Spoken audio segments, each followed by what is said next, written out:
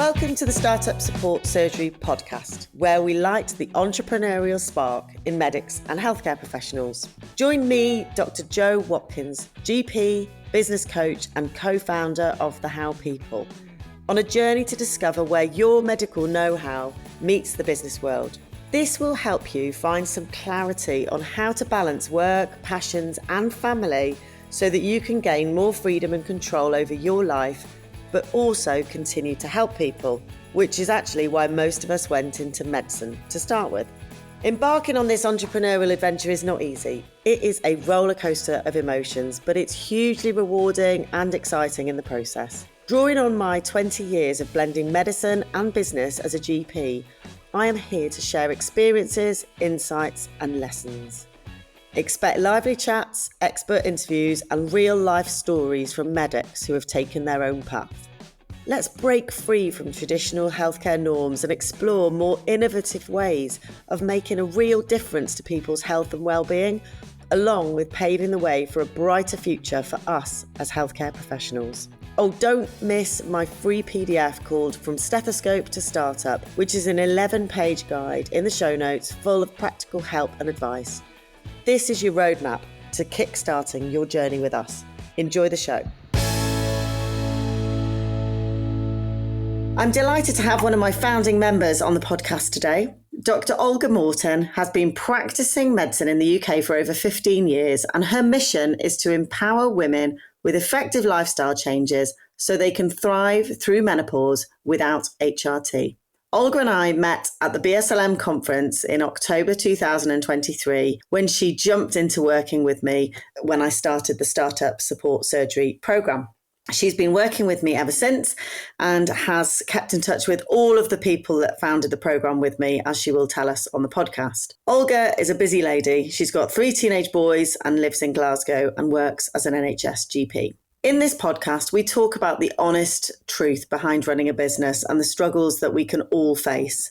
We talk about the great things, the difficult things, and the things that we wish we'd known before we started.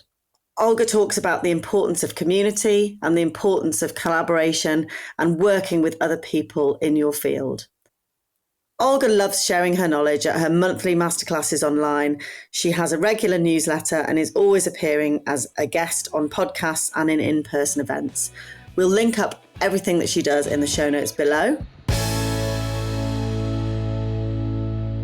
Olga's random fact is that she has got a refurbished whiskey barrel as an ice bath in her house, which is very cool. I presume it's outside your house, is it, Olga? It's outside my house, yes. Yes. Amazing, I love that. Very suitable for a woman that lives in Scotland as well.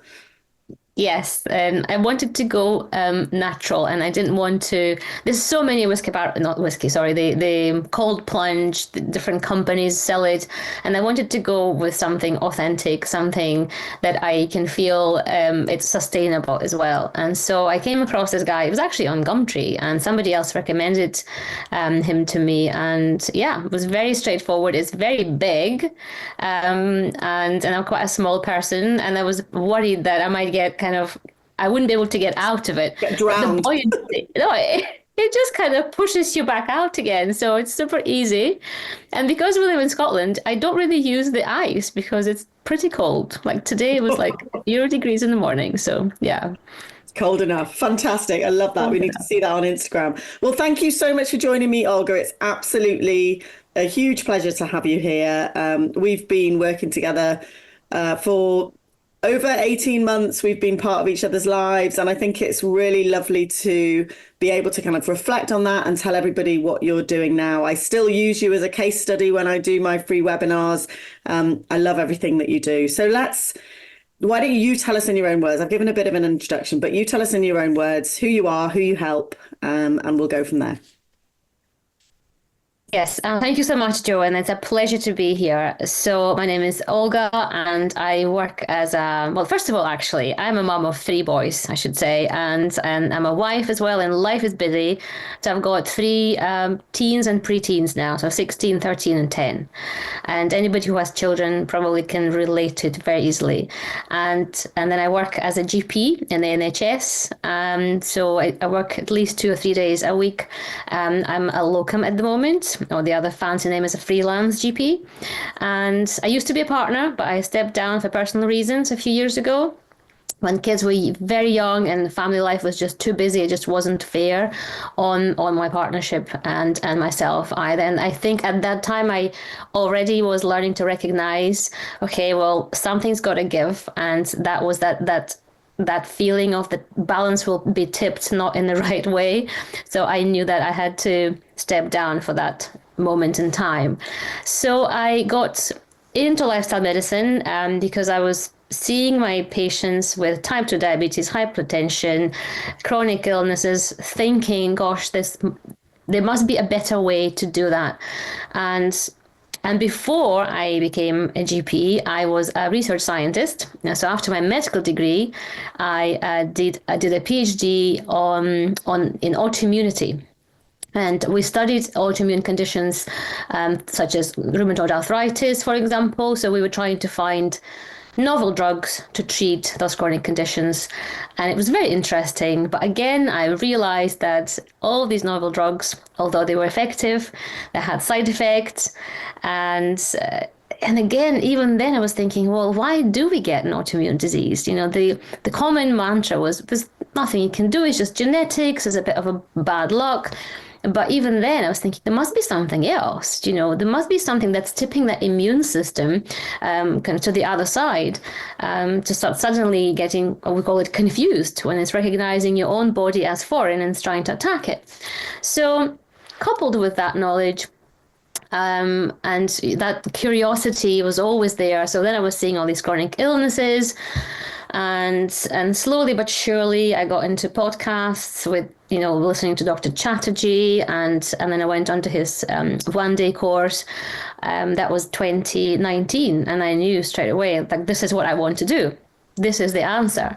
And then I said the BSLM diploma in lifestyle medicine, and I've never looked back. I learned so much, because just even, let's say, nutrition. I mean, I had zero knowledge in nutrition, and that's coming from somebody who's got a medical degree and then a doctorate degree in autoimmunity. You'd think that there will be at least some knowledge, but it was very minimal. And I think for me, telling my patients, well, just go and eat healthily and exercise more, I just knew it wasn't enough, because I didn't know what is healthy eating. And so that diploma gave me the foundation then to implement this in my daily practice. Okay. And then did you go straight into sort of growing your own thing from then? So obviously you've ignited this interest in stuff I think you've highlighted that we don't learn at medical school. So how did that then pan out? Did you go straight into your own business? Like, how did that work at the beginning? So yes, I was obviously very passionate, after my diploma, and I'm sure people who have done the diploma, or the accreditation is called these days, you come out of this, with the certificate thinking, I'm just going to now do this, in my daily practice. You can obviously do that in the NHS, and I am still doing it every single day, even if you've only got 10, 15 minutes. But I thought, well, how can I spend more time with my patients? And I was thinking, to do it on the side as like a coaching almost in lifestyle medicine, but I had no clue how to go about it. And like most of us, probably, I would say, I thought I'm just going to help everyone, whether it's an autoimmune condition, whether it's a woman or if it's a man, whether they want to reduce their cholesterol levels. And that's how I started out initially. And I was just grateful for any client or patient who was interested in this. And maybe that's a good way to start. But then from working with you, I realized that you do have to develop your niche. And I know it's a very scary concept, because what I thought, well, if I'm going to say, well, I'm only working with women, and I'm only working with women, who have, let's say, PCOS, yeah? So they're going to be between the ages of, childbearing age. What about the men that I wouldn't be able to help with their cholesterol, So you are worried that you'll be missing out, that you'll be losing out on your clients, which is completely not true. And once that message hit home, I think I realized, wow, everything becomes easier. Your messaging is much more clearer. Your marketing, then you know exactly who you're talking to. And I think that's why your program is excellent, because you literally go step by step, module by module, where where you have to think about who your ideal client is. And I think once you have that ideal client in that picture, in the image in your head, and I'm sure most of us will have that ideal client in our head if we think long enough, then suddenly everything becomes so much easier. Yeah, absolutely. And you're so right. This is something that people really struggle with, particularly at the beginning, and people can get quite stuck in this point. But I think there are two things, particularly for GPs. One is that we're worried that we're going to miss out on other clients that might be interested. And I think the other thing is that we're worried that that person that we could help is also going to miss out on the help that we could give them, because we're so used to helping everyone with everything and everybody knocking on our door, and whoever they are, we can help them. So it's a real shift, isn't it? And it's great for you to share that from your perspective, because I remember when I first saw your website, I remember thinking, this is great, you're great, but who are you helping? And it took a little while, didn't it? There was a bit of resistance there to start with, wasn't there? And you were like, oh, I'm not sure. So tell us who you help now. Who is that ideal client for you? Yeah, so you're absolutely right. So I should also mention, I think before I found you, and let's say, 2020, 2021, I was really looking for somebody to help me from that business side, because I knew that I knew very little. I felt like that blind kitten, when kittens are born and they're trying to find their mommy. Like I was like, what do I want? Where do I go? What do I do now?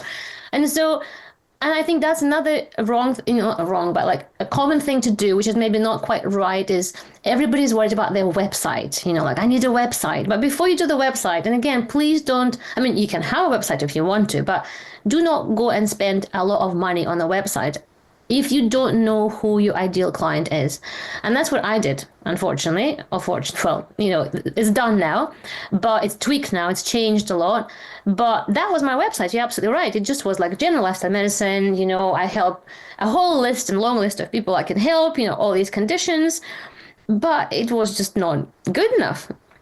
And so I then, as I was working through and maybe getting a few clients, and I was slowly realizing then, who do I like working with? Who do I relate the most to?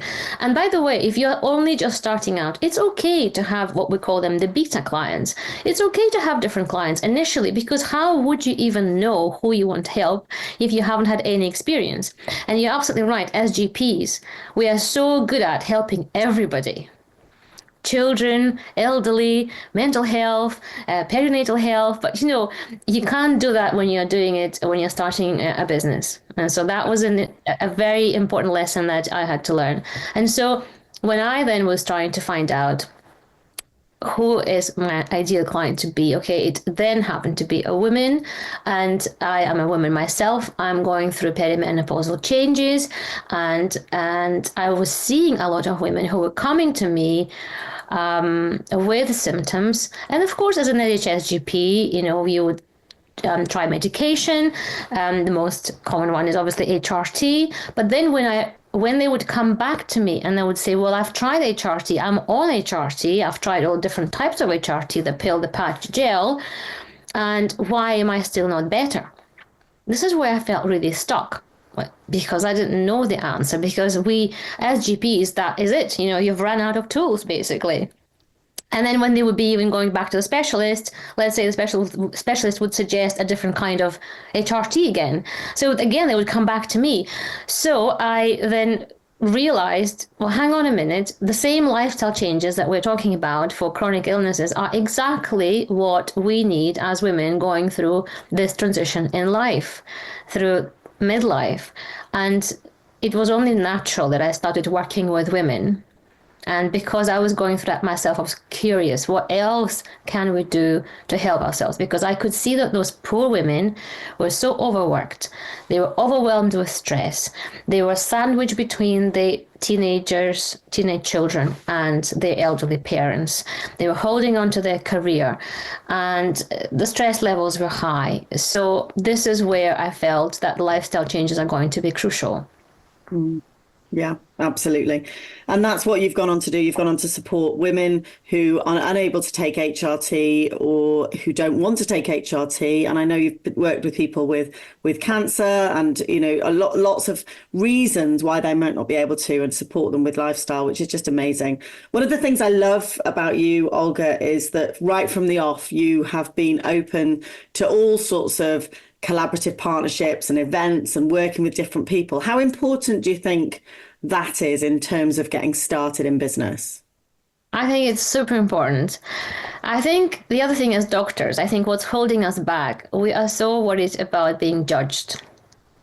And I think it also comes from the fact that, we have to go for every step in our career is confirmed by an exam, a certificate, a permission, that now I can call myself this, or I've got this post-terminals to my name, or, and then I think we are quite self-conscious, which then makes us worried about judged. And that also makes us, I think that competitiveness is there, and it makes us worried that, what if somebody else is better than me, or I don't even, and it's kind of like there's two sides to it. We're worried that we are not good enough, and then we're also worried that somebody else is better than us. So this comparison is happening all the time. Whereas I think what we really need to embrace is collaboration instead of competition.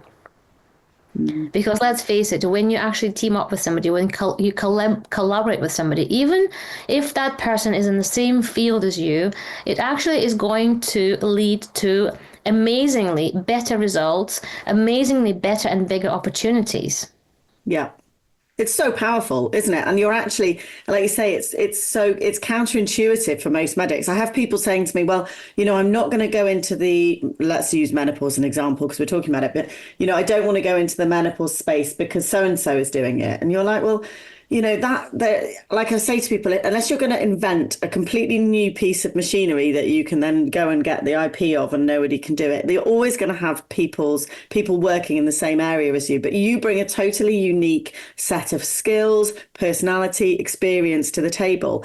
And the most powerful thing you can do is go out there and find all those other people that are also helping people in your space, work with them, talk to them, share a piece of advice. So for your collaborative menopause event, 3-4 menopause specialists, all with different interests and experience, the power that brings to a wider audience, working and the overlapping audience that you guys will have is huge.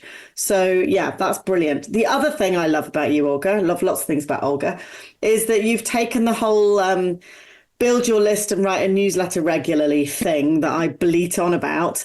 And you are one of the best newsletter pupils for sure, aren't you? Tell us about that. Is it a pain or do you enjoy it, or how does it work for you? Thank you so much, Joe. I do enjoy it. I think this is a way of, that's another thing I learned from you. I'm not big on Facebook at all. I was completely silent on, so I didn't have a Facebook page until I think I had a really like the very practical one. If I had to know where my kids' football game is that weekend or the rugby pitch, this, so and then when I started working with you, okay, I realized I really have to set up a Facebook business page or an Instagram or something. So that's the other thing I struggled with initially. But the one thing that you taught us, that social media, although could be very helpful, is very volatile. So 1 minute you might have 10,000 followers on Instagram, next minute that might be just suddenly gone in a puff. So you need to have the newsletter. And so that was a good message that I learned from you. And so I started literally with my first in-person event was in, I think, 2022 maybe, or 2021. I maybe had about 15 people at that in-person event. And it was a local tennis club that I've just spoken to. And I said, would you mind if I just came in and talked to your members, of this tennis club about this, And they said, absolutely. So it was totally free. And so I had 8 subscribers from that event. So that was the beginning of my newsletter. And initially it was very generic, like something about nutrition, something about exercise. But then as I started working with women, it was very clear that it was menopause, it was lifestyle changes in menopause. So it's much more specific now. So it's slowly grown to over 300 subscribers now. Again, it's not big. Obviously, there's loads of room for improvement.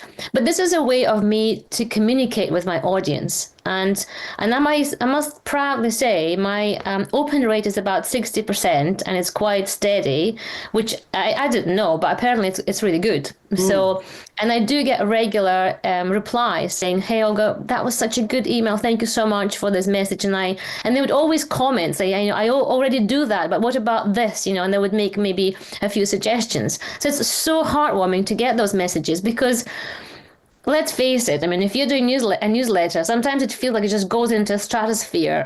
And you think, I've spent all this time, I'm not even sure who is reading it.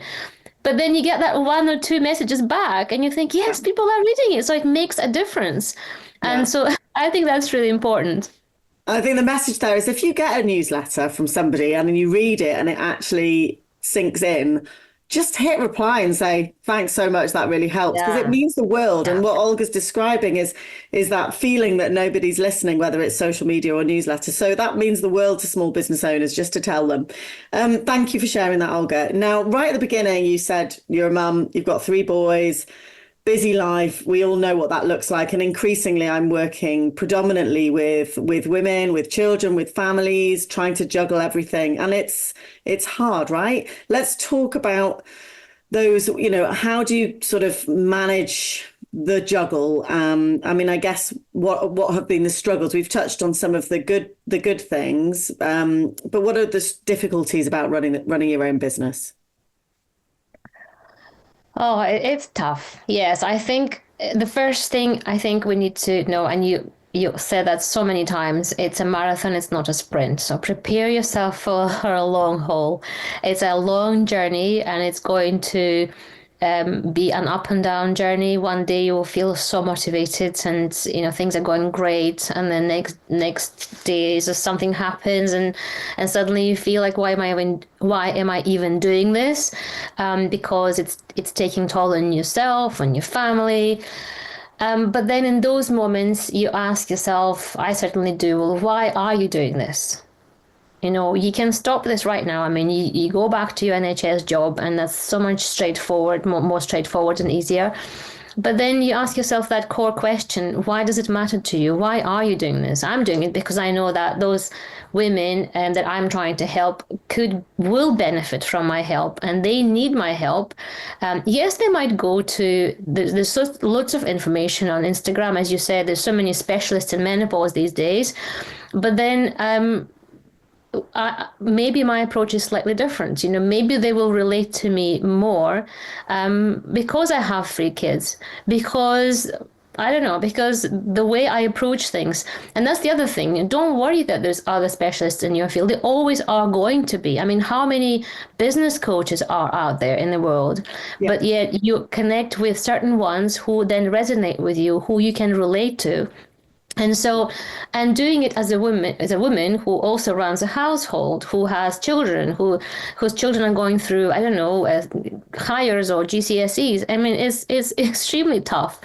But then I think you just learn to find those, I love your expression, the pockets of time. Because when you're sitting on that, I don't know, at that football pitch or waiting for that tennis match to finish, this is when you do your WhatsApp messaging. This is when you go through emails. You just have to find the time, but also be kind to yourself. You can't expect miracles. You can't expect suddenly, because you compare yourself to others and you think, wow, how come such and such already has done this and I'm only at that stage? So only compare yourself to yourself a month ago, 3 months ago, a year ago. Just even going back to this newsletter, I thought I'd been doing this newsletter for ages, and I thought, how come I only got 300 followers? And then I went back to my newsletter that I posted a year ago. Oh my God, just even the difference, like how it had evolved, like it's so much better now, the vision, the way it looks, even the visuals. And that just reminded me, like, oh wow, okay, well, you've actually made progress. Yes, it was a slow progress because you've also got your NHS job because you need to bring in a certain amount of income while you're building this business. You also need to look after your kids. And so that's okay. It will be slower, but I'm fine with that. Yeah. Yeah. And actually in podcast episode number 26, I talk about exactly what you've talked about, the need for time, time, money, sense of place, and the people around you. If you are a retiree who is wanting to build a business on the side and you've got no children, you're going to have a lot more time than somebody like you with a 3-day-a-week job, 3 kids. And that's the reality. And you can't change that reality. And we don't want to change that reality. The reason we're doing this is to give us a degree, often to give us a degree of flexibility around our lives. So to actually, not make that front of, I know it's hard, and I'm guilty sometimes of not getting those boundaries in place, but we can't rush it. It's just going to take time unless you've got hours and hours to put into it. And actually, I would argue that even if you've got 5 hours a day, 5 days a week, you can get a lot done in 1 hour a day, 4 times a week. And that whole like getting up early, finding pockets of time, doing the work that needs to be done, prioritizing, not procrastinating. So yeah, this is real life. So yeah, it's not all roses and unicorns, is it? But you are loving what you're doing and finding that balance now by the sounds of things. Yes, because I mean you've got that business on the side. I mean, first of all, I mean you're not doing it to make money. Yeah, you're doing it to make a difference. And so yes, it will be lovely if it's going to replace your existing income, but that will take time. So on average, it takes about 8 to 11 years to build a good, solid business if you are going to do it full time. But we know that we're not doing it full time. So you need to remember that as well. But then again, remember your why. Because let's say, if I was just doing my, regular NHS work, I just knew that I wouldn't feel fulfilled, that I had more to give to the world. And that is why I'm doing it. And if it's going to grow, if it's going to get into something bigger, absolutely, I would love that. But at the same time, I know my own limitations at the moment, and I'm okay with that. Yeah, brilliant. I think that's really, really important thing to say, Olga. You're not doing it for the money, you're doing it to make a difference. And the vast majority of people that I work with within this program are exactly the same. This is a very different type of business that you're building compared to some of the sort of innovation, health tech, fast growth, fast exit businesses, which are popping up everywhere. There's a lot of noise around that and noise around the requirements for big amounts of money to get a project off the ground. We're not talking about that. We're talking about having a passion and interest, an area of medicine that you're particularly, you want to tell your story and be an authority in that area, and building something that fits with family life, with work, with everything else that's going along. And that takes time and is one step at a time, one client at a time, one podcast at a time, one newsletter at a time. And so that's really, really helpful for you to have highlighted. Thank you very much. So I guess, there's loads of bits of advice there, but before we wrap it up, are there any sort of specific advice is there any specific advice you'd give to somebody maybe coming towards the end of their BSLM diploma, thinking about their next steps, full of that enthusiasm that happens when people finish? And, is there anything that you would say, any particular advice that you would give somebody?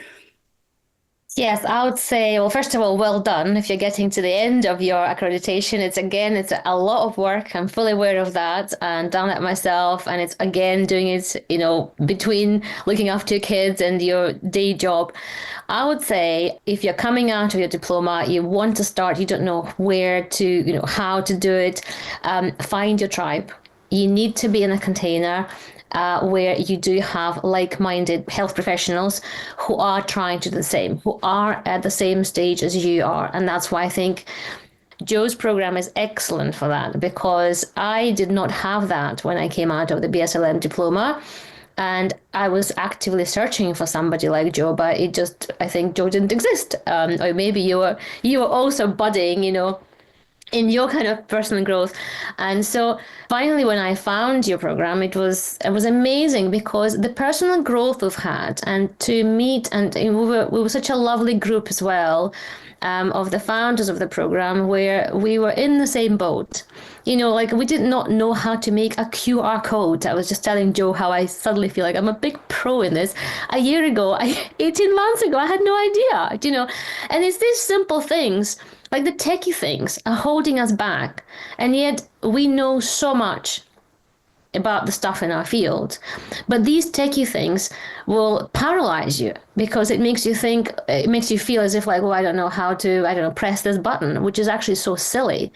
Or how to start a newsletter, or I know those are not maybe straightforward things, but those are all figure-outable things.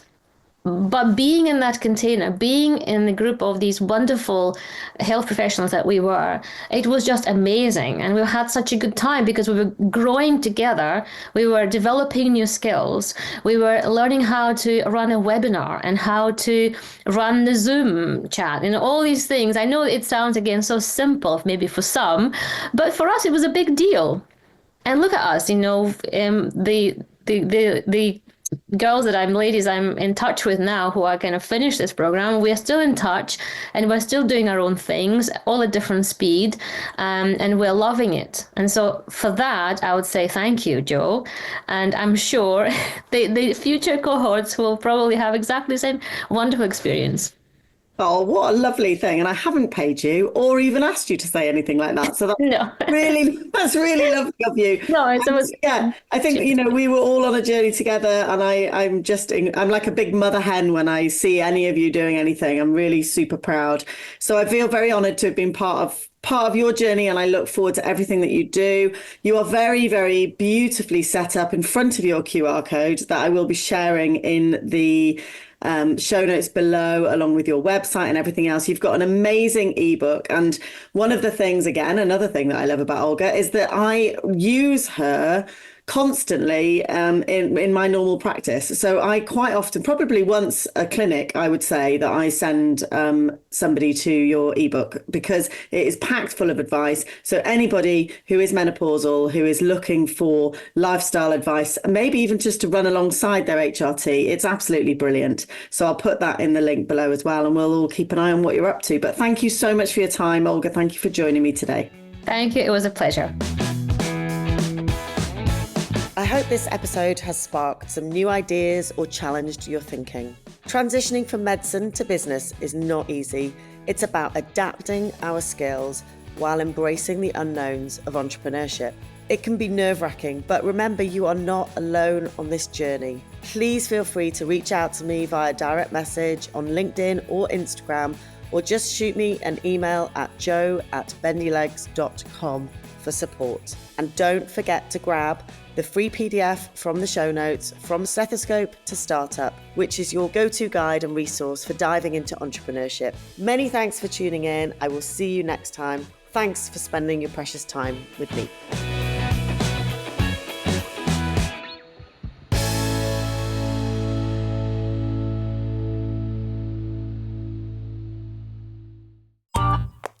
This has been a Monkey Pants Productions podcast.